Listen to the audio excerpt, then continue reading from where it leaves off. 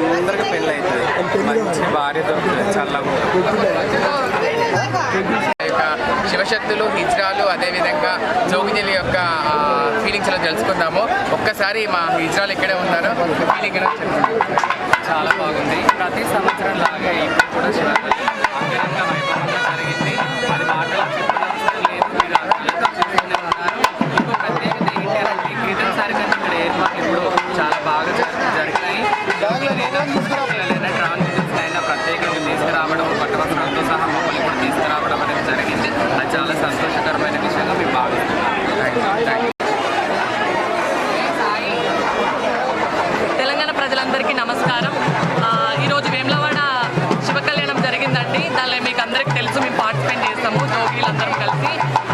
ప్రతిసారి ఆ తొక్కులి స్లాట్లో ఆ గుళ్ళో చాలా రష్ ఉన్నా కూడా మేము శివ కళ్యాణంకి రావడం జరుగుతుంది. కానీ ఈరోజు ప్రత్యేకంగా శివ కళ్యాణం అనేది బయట జరిగిందండి, అంగరంగ వైభవంగా. మేమైతే చాలా చాలా సంతోషంగా ఉన్నాము. అలాగే మేము శివుని భావిస్తూ పసుపు కట్టుకోవడం జరుగుతుంది. చాలా సంతోషం అనిపిస్తుంది మాకు ఈ పండగకి రావడం.